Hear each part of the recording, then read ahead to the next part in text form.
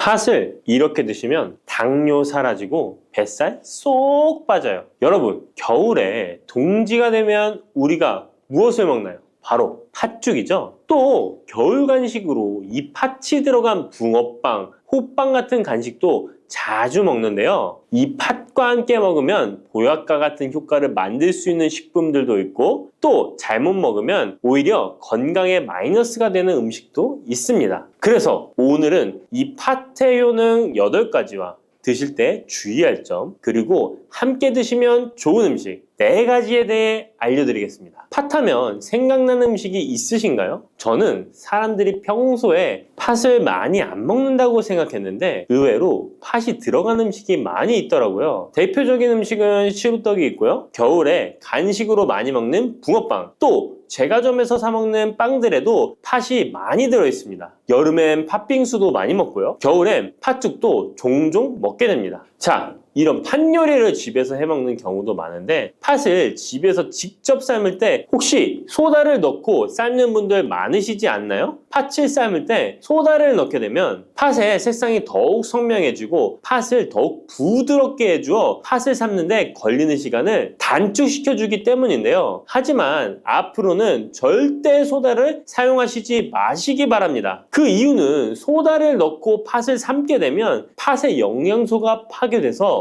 팥에 좋은 성분을 먹을 수 없게 되기 때문인데요. 자, 그래서 어떻게 팥 요리를 하는 게 좋은지 알려드릴게요. 팥을 삶을 때 먼저 흐르는 물에 깨끗이 세척해서 이물질을 제거해 주시고요. 물에 담가 약 4시간 정도 불려주십니다. 그렇게 불린 팥을 물에 넣어 삶아주면 붉은색의 팥 삶은 물이 생기잖아요. 바로 이 팥을 삶은 물이 건강에 정말 좋다는 사실 알고 계셨나요? 그 이유는 팥에 들어있는 사포닌이라는 성분 때문입니다. 간혹 팥 삶은 첫물에는 팥에 독소가 있어서 버려야 한다는 분들이 계신데요. 이는 잘못된 정보입니다. 왜냐하면 팥 삶은 첫물에 사포닌 성분이 가장 많이 들어있기 때문에 이걸 버리지 마시고 따로 담가 두었다가 하루에 1~2잔씩 차로 드시면 좋습니다. 자, 그럼 이제 팥의 구체적인 효능에 대해 말씀드릴 건데, 첫 번째는 혈관 건강에 많은 도움이 된다는 것입니다. 앞에 말씀드린 팥물은 혈관 청소부라는 별명이 있을 정도로 혈관을 깨끗하게 해주는 효능이 있습니다. 그 이유는 팥에 함유된 강력한 항산화 성분인 안토시아닌이 혈관 내 활성산소를 제거해줘서 혈관 세포 손상을 예방해주기 때문입니다. 또한 안토시아닌은 혈관 내의 염증을 줄여줘서 염증성 질환에도 좋은 효과가 있고요. 나쁜 콜레스테롤 수치를 줄여주는 효과가 있어서 고지혈증을 예방하며 심장질환의 위험도 줄이는데 큰 도움을 줄 수 있습니다. 이뿐 아니라 조선시대 기록에 보면 이 팥물로 세안을 했다는 기록이 있는데요. 팥물로 세안을 하면 피부의 노폐물을 제거하는 데 좋고 피부를 맑고 건강하게 해준다고 합니다. 비누가 없던 시절에 피부 건강을 위해 사용했던 선조들의 지혜가 정말 놀랍지 않나요? 당뇨병의 개선에 도움을 준다는 것입니다. 2014년에 발표된 한 연구에서 팥을 섭취하는 것이 2형 당뇨병 환자의 혈당 수치와 인슐린 저항성을 개선하는데 도움이 되는 것으로 보고가 됐습니다. 이 연구에서는 4주 동안 매일 팥을 섭취한 결과 당뇨 환자들의 공복 혈당 수치가 무려 평균 19.5% 감소하였고 인슐린 저항성 또한 줄어든 것으로 나타나서 당뇨가 있거나 당뇨 예방이 필요하신 분들은 꼭 팥을 꾸준히 드셔보시기 권해드립니다. 세 번째 팥의 효능은 몸의 부종을 제거하고 다이어트에 도움을 주는 것입니다. TV에서 연예인들이 이 팥으로 다이어트를 해서 효과를 봤다고 했던 적도 있었고요. 한의학 책 중에 본초 강목에 보면 팥을 오랫동안 먹으면 여위고 마르기 때문에 살찐 사람이 먹는 것이 좋다라는 내용이 나옵니다. 그래서 한의원에서 다이어트 처방을 할 때도 팥을 쓰는 경우가 많이 있는데요. 그 이유는 바로 팥에 들어있는 칼륨 때문입니다. 팥에는 쌀의 10배 이상, 바나나에 약 4배 이상의 칼륨이 들어있는데요. 이 칼륨이 몸 안에 나트륨 배출을 도와서 당뇨 환자들의 신장 부담을 줄여주고 혈압 상승을 억제해주는 효능이 있고요. 또한 이뇨작용이 있어서 이를 통해 부종을 줄여줄 수가 있습니다. 그래서 우리가 보통 물살이라고 부르는 잘 부으면서 살이 찌는 분들은 다이어트에 이 팥을 이용하시면 효과를 볼 수가 있습니다. 그래서 그에 대한 연구 결과도 있었는데요. 시험지에 팥 추출물을 먹였더니 근육 손실 없이 체지방 함량이 30% 이상 줄었고 몸무게도 37%나 감소했다고 합니다. 사람과 똑같을 수는 없지만 분명히 팥이 체중 감량에 도움이 된다는 결과라고 볼 수가 있습니다. 네 번째, 팥의 효능은 변비를 개선하는 데 도움을 주는 겁니다. 팥에는 사포닌뿐 아니라 많은 식이섬유가 들어있기 때문인데요. 사과에 비해서 약 10배나 많은 식이섬유가 들어있습니다. 그래서 팥을 섭취하게 되면 이 식이섬유가 장 운동을 활발히 하고 대변을 부드럽게 만들어 배변을 원활하게 해줄 수 있고요. 또한 이 식이섬유는 장에 있는 유익균들에게 풍부한 먹이를 제공해주기 때문에 장내 유익균의 증식에도 직접적으로 효과를 줍니다. 이를 통해서 장의 전반적인 환경을 좋게 바꿔줄 수가 있고 이것은 몸의 면역력 향상과도 연결되어 있기 때문에 우리가 프로바이오틱스를 복용할 때도 팥을 함께 드셔보면 그 효과가 커지는 것을 느끼실 수가 있을 겁니다. 다섯 번째 팥의 효능은 탈모 예방에 도움을 준다는 것입니다. 나이가 들면서 머리숱이 점점 없어져 고민하시는 분들 정말 많은데요. 팥과 함께 천연 탈모약이라 불리는 수수를 함께 드신다면 탈모 예방에 큰 도움을 받을 수 있습니다. 그 이유는 바로 팥과 수수에 들어있는 비오틴이라는 성분 때문인데요. 이 비오틴은 모발의 모공에서 자라는 단계부터 필요하고 손상된 머릿결이 재생되는 데까지 관여하는 정말 중요한 성분입니다. 건강한 머릿결을 만드는데 꼭 필요한 성분이라고 할 수 있습니다. 비오틴이 몸속에서 부족한 현상이 나타나면 머리카락이 얇아지면서 많이 빠지게 되고 또한 두피가 건조해지고 가려움증이 생기면서 탈모를 가속화할 수 있습니다. 그런데 팥에는 이 비오틴뿐 아니라 모발 성장에 도움이 되는 아미노산이 풍부하고 수수에는 미네랄 성분이 풍부하여 머리카락을 건강하게 유지하는 데 직접적으로 도움을 주게 되고요. 또한 팥과 수수에 함유된 항산화 물질들이 머릿결을 상하게 하는 자유 라디칼 성분을 중화해 주어 머리카락 건강에 큰 도움을 주는 것입니다. 여섯 번째 팥의 효능은 우리나라 사람에 꼭 필요한 탄수화물 소화를 돕는다는 것입니다. 이는 팥에 함유되어 있는 비타민 B의 역할 때문인데요. 비타민 B는 탄수화물, 단백질, 지방을 에너지로 변환하여 우리 몸을 충전해주는 역할을 합니다. 또한 신경 전달 물질인 뉴로트랜스미터의 합성에 관여해 뇌신경을 건강하게 하는 데에도 도움을 줍니다. 팥을 잘 섭취하면 뇌를 건강하게 해주어 치매 예방에도 도움이 되는 것입니다. 자, 앞에서 팥과 함께 먹으면 좋은 음식이 수수가 나왔는데요. 하나 더 말씀드릴게요. 바로 호박입니다. 호박은 기본적으로 여러 영양성분이 풍부하지만 호박에는 비타민 B가 없어서 호박과 팥을 함께 드시면 서로의 부족한 부분을 채워줄 수가 있고요. 또한 호박에도 소화 기능을 개선해주는 기능이 있어서 팥과 함께 드시면 시너지 효과가 있고요. 그리고 팥처럼 호박에도 이뇨작용이 있는데요. 팥과 호박의 이뇨작용은 과정이 약간 다릅니다. 팥은 몸속의 부종, 노폐물과 독소를 빨아들여서 배출하는 이뇨작용을 하는 것이고요. 호박은 신장에서 만들어지는 호르몬의 분비를 억제하여 이뇨작용을 촉진하게 되는데 이렇게 되면 신장에 과다하게 축적되는 수분을 배출하는 역할을 해줄 수가 있어서 더 도움이 될 수 있습니다. 일곱 번째 팥의 효능은 빈혈을 개선하는 데 도움을 주는 것입니다. 보통 우리 몸에 철분이 부족해지면 빈혈 증상이 나타나죠. 빈혈로 인해 어지러움, 두통, 체력 저하 등의 증상이 나타나게 되는데 팥에는 앞에서 얘기한 단백질, 식이섬유, 칼륨, 비타민, 비오틴뿐만 아니라 바로 칼슘과 철분 또한 풍부합니다. 팥에 함유된 철분의 함량이 우유의 약 100배나 된다는 사실 알고 계셨나요? 그래서 팥을 드시면 철분 부족으로 인한 빈혈을 개선하는데 도움이 되기 때문에 빈혈이 있으신 분들은 꼭 기억하시면 좋겠습니다. 여덟 번째 팥의 효능은 스트레스를 줄여주는데 도움을 준다는 것입니다. 팥에 함유된 비타민 B가 신경계를 안정화시켜주는 효과가 있어서 스트레스로 오는 증상들을 줄여줄 수가 있고요. 또 팥에는 마그네슘의 함량도 높은데요. 마그네슘 또한 신체의 스트레스 반응을 조절하는 데 중요한 역할을 합니다. 팥 속에 들어있는 마그네슘을 통해서 스트레스로부터 몸이 회복되는 데 도움을 받을 수가 있습니다. 그리고 팥에는 복합탄수화물도 풍부한데요. 복합탄수화물은 천천히 소화되어 급격한 혈당 상승을 방지하고 일정한 에너지 공급을 유지하는 데 도움이 됩니다. 이는 스트레스 상황에서도 안정적인 에너지 공급을 유지할 수 있게 해줘서 스트레스를 관리하는 데 도움이 될 수 있습니다. 이렇게 좋은 팥도 드실 때 주의사항이 있는데요. 과하게 많이 드시면 이뇨작용 때문에 몸에 무리를 줄 수 있는데요. 이를 방지할 수 있는 방법이 있습니다. 바로 찹쌀과 함께 드시는 겁니다. 팥죽을 끓일 때 찹쌀을 넣어 함께 죽을 만드는 경우도 있고 쫄깃쫄깃한 찹쌀로 경단, 새알을 만들어 넣어 먹는 경우도 있죠. 선조들의 지혜가 정말 놀라운데요. 이렇게 찹쌀과 팥을 함께 드시면 팥 때문에 몸 안의 수분이 과하게 빠져나가는 것을 찹쌀이 막아줘서 문제가 생기지 않게 해주는 것입니다. 그리고 다른 주의사항은 팥의 찬 성질인데요. 그래서 장이 좋지 않은 분들이 팥물을 많이 드시게 되면 소화불량, 복부팽만, 복부 통증을 일으킬 수 있으니까 주의하셔서 조금씩 드셔보시는 게 좋고요. 만약에 이런 점이 불편한 경우에는 생강과 함께 드시면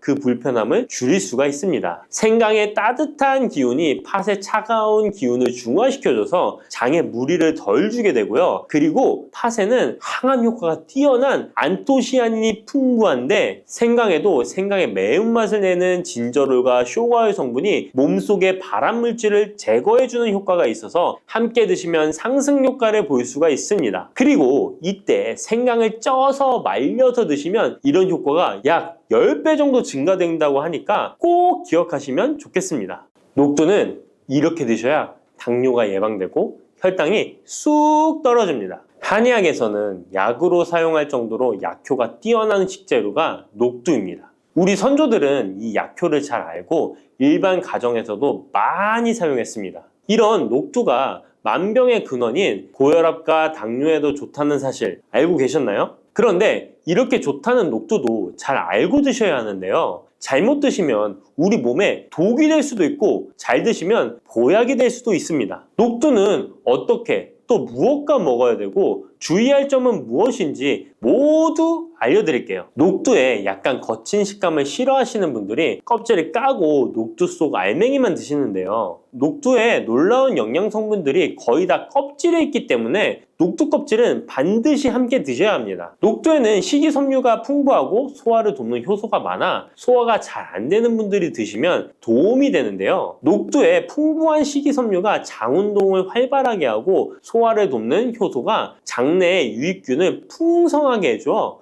장 건강을 개선해 줄 수 있습니다. 우리 선조들은 기억력이 많이 약해진 환자에게 녹두죽을 먹여 몸을 회복시켜 주었는데요. 그만큼 몸이 약해진 환자들의 몸에도 흡수가 잘 될 만큼 녹두가 우리 몸에 좋다는 것이죠. 놀랍게도 녹두에는 마그네슘, 칼슘과 같은 미네랄 성분들도 풍부한데요. 이 풍부한 칼슘은 골다공증을 예방하고 뼈를 튼튼하게 하는 효과가 있습니다. 칼슘이 뼈를 이루는 주성분인 것은 잘 알고 계시죠? 마그네슘은 이런 필수 미네랄인 칼슘의 흡수를 도와주기 때문에 녹두가 뼈 건강에도 놀라운 효능을 발휘할 수 있는 것입니다. 그런데 녹두는 성질이 차기 때문에 몸이 찬 분들은 주의해서 드시는 게 좋은데요. 이 때문에 녹두의 껍질을 벗기고 드시는 분들이 있습니다. 하지만 마늘과 함께 드신다면 몸이 찬 분들도 조금 더 편안하게 녹두를 드실 수 있습니다. 마늘의 따뜻한 성질이 녹두의 찬 성질을 중화시켜주기 때문이죠. 이뿐만 아니라 마늘이 대표적인 항암식품인 사실은 알고 계시잖아요. 마늘에는 S알리시스테인과 알리신이라는 성분이 풍부해서 암세포를 억제하고 사면시켜주는 효능이 있습니다. 또한 강력한 항산화 성분인 폴리페놀이 많이 들어있어서 나쁜 콜레스테롤의 성장을 막아 혈관을 깨끗하게 만들어주기 때문에 심혈관 질환에 매우 탁월하답니다. 이뿐만 아니라 체내 지방의 대사를 촉진하여 지방 분해를 통해 체지방을 제거하고 비만을 예방하는 효능까지 있는 놀라운 식품이죠. 그래서 마늘을 녹두와 함께 드시면 시너지 효과가 있기 때문에 우리 몸에 보약이 될 수 있습니다. 마늘과 녹두를 함께 먹을 수 있는 가장 간단한 방법은 마늘 녹두밥을 지어 먹으면 되는데요. 녹두를 물에 충분히 불려서 밥을 하시면 녹두 껍질의 거친 식감을 완화시켜 편하게 드실 수 있습니다. 그리고 우리가 녹두하면 생각나는 대표적인 음식이 녹두 빈대떡이 있는데요. 맛있는 녹두 빈대떡에 돼지고기를 갈아서 함께 부쳐 먹기도 하죠. 이 방법은 영양학적으로도 탁월한 조합이 됩니다. 녹두에 부족한 필수 아미노산인 트립토판 같은 성분이 돼지고기에 풍부하게 들어있기 때문인데요. 트립토판이나 메티오닌 같은 필수 아미노산은 우리 몸에서 합성되지 않아 반드시 음식을 통해 섭취해야 합니다. 돼지고기가 이런 아미노산의 훌륭한 공급원이 될 수 있기 때문에 나이가 들면서 기력이 약해진 분들이 녹두와 돼지고기를 함께 드시게 되면 기력 회복에 좋은 효과를 보실 수 있습니다. 또한 돼지고기에는 단백질이 풍부하여 근육을 튼튼하게 하는데 도움을 주고 풍부한 비타민 B1은 피로 회복과 신경 안정에도 매우 효과적입니다. 철분도 풍부해 나이가 들며 부족해지는 철분 보충에도 효과를 볼 수 있고 필수 지방산인 리놀렌산이 많아 동맥경화와 고혈압 같은 성인병의 예방, 아연, 셀레늄, 비타민 B6 등의 영양소가 면역력을 강화하는 데에도 도움을 줍니다. 녹두는 또한 혈당을 낮춰주고 인슐린 감수성을 높여주는 효능이 있어서 당뇨 관리에도 너무 좋은 식품인데요. 풍부한 식이섬유는 소장에서 당의 흡수를 지연시켜주고 다양한 미네랄과 비타민이 당뇨로 인한 합병증을 예방하는 데에도 좋은 효능이 있습니다. 이때 팥과 함께 드시면 이런 효과들이 매우 높아집니다. 팥은 강력한 항산화 성분인 안토시아닌이 풍부해서 혈관의 활성산소를 제거해주고 혈관세포의 손상을 예방해줘서 혈관을 깨끗하고 건강하게 해줄 수 있습니다. 2014년에 발표된 한 연구에서 팥을 섭취하는 것이 2형 당뇨병 환자의 혈당 수치와 인슐린 저항성을 개선하는 데 도움이 되는 것으로 보고됐습니다. 이 연구에서는 4주 동안 매일 팥을 섭취한 결과 당뇨 환자들의 공복 혈당 수치가 평균 19.5% 감소하였고 인슐린 저항성이 감소하는 결과를 볼 수 있었습니다. 또한 팥은 쌀의 10배 이상, 바나나의 4배 이상의 많은 칼륨을 함유하고 있는데요. 칼륨은 몸 안에 나트륨을 배출하고 당뇨 환자의 신장 기능을 강화시켜주며 혈압 상승을 억제해주는 효능이 있습니다. 팥은 한의원에서 다이어트를 위한 처방을 할 때도 사용되는데 팥의 풍부한 칼륨은 이뇨작용을 통해 부종을 줄여줄 수 있기 때문에 지방이 몸에 축적이 잘 되어 살이 찌는 사람에게 효과적입니다. 특히 쉽게 붓고 살이 찌는 분들에게 더욱 효과가 좋은데요. 한 실험에서 실험쥐에 팥 추출물을 먹였더니 체지방 함량이 30% 이상 줄었고 몸무게도 37%나 감소한 결과를 발표하기도 했습니다. 자, 이렇게 녹두와 함께 복용하면 좋은 식품들을 알아보았는데요. 그렇다면 녹두를 복용할 때 주의할 점은 어떤 것이 있는지도 한번 살펴보겠습니다. 첫 번째는 녹두의 차가운 성질인데요. 녹두의 차가운 성질은 우리 몸의 열을 낮춰주고 스트레스를 해소하는 효과가 있습니다. 또한 염증 완화를 시키고 통증을 줄이는 데도 도움이 되는데요. 그래서 녹두로 속을 채운 베개를 쓰면 두통이 완화되기도 합니다. 다만 이런 찬 효능 때문에 녹두를 드실 때 주의하셔야 하는데요. 평소 몸이 찬 분들이 녹두를 많이 드시게 되면 오히려 몸에 해가 될 수 있습니다. 위나 장이 차가워지면 소화력이 떨어지고 복통이나 변비, 설사가 나타날 수 있습니다. 이런 분들이 녹두를 드시려면 앞에서 알려드린 대로 마늘과 함께 드셔보시기 바랍니다. 그리고 두 번째 주의할 점은 바로 녹두의 강력한 해독작용입니다. 녹두의 해독작용은 우리 몸의 중요한 장기 중 하나인 간에 많은 도움을 주는데요. 간은 우리 몸의 독소를 해독하는 역할을 맡고 있는데 녹두가 이런 간의 해독 기능을 도와주게 됩니다. 녹두의 풍부한 단백질과 펩타이드는 간 해독작용에 필요한 글루타치온의 원료를 공급해주며 체내의 중금속과 독성물질과 결합하여 몸 밖으로 내보내는 역할을 하게 됩니다. 특히 중금속 해독 연구에서는 납, 카드뮴 등의 흡수를 억제하거나 배출을 도와서 독성 완화 효과를 보여주기도 했습니다. 하지만 이런 효과가 우리가 보약을 복용하는 경우에는 상극이 될 수 있습니다. 보약의 효과가 녹두의 해독작용 때문에 많이 사라져버릴 수 있기 때문입니다. 그래서 한의원에서 한약을 지으면 녹두나 숙주나물을 먹지 말라고 얘기하는 겁니다. 이런 녹두의 해독작용은 녹두의 껍질에 있는 성분 때문에 나타나게 되는데요. 따라서 껍질을 제거하고 만든 요리나 녹두 전분으로 만든 청포묵, 녹두당면을 드시면 녹두의 해독작용은 누릴 수가 없습니다. 물론 녹두 껍질을 제거해도 알맹이에 영양 성분들이 풍부한데요. 해독작용이 필요한 경우에는 껍질을 제거하지 않고 복용하시는 게 좋습니다. 세 번째로 복용 시에 주의할 점은 녹두의 풍부한 칼륨입니다. 앞에서 얘기했던 것처럼 칼륨은 나트륨을 배출해주며 당뇨와 고혈압에 도움이 되지만 신장이 약하신 분들에게는 간혹 독이 될 수 있습니다. 신장이 약하신 분들이 녹두를 필요 이상 많이 드시게 되면 칼륨 배출이 제대로 안 되면서 몸에 칼륨이 쌓여서 고칼륨 혈증이 발생할 수 있습니다. 그렇게 되면 근육 약화나 부정맥, 심장 질환 등의 증상이 발생할 수 있으니까 신장이 약하신 분들은 과도하게 많이 드시지 않는 게 좋습니다.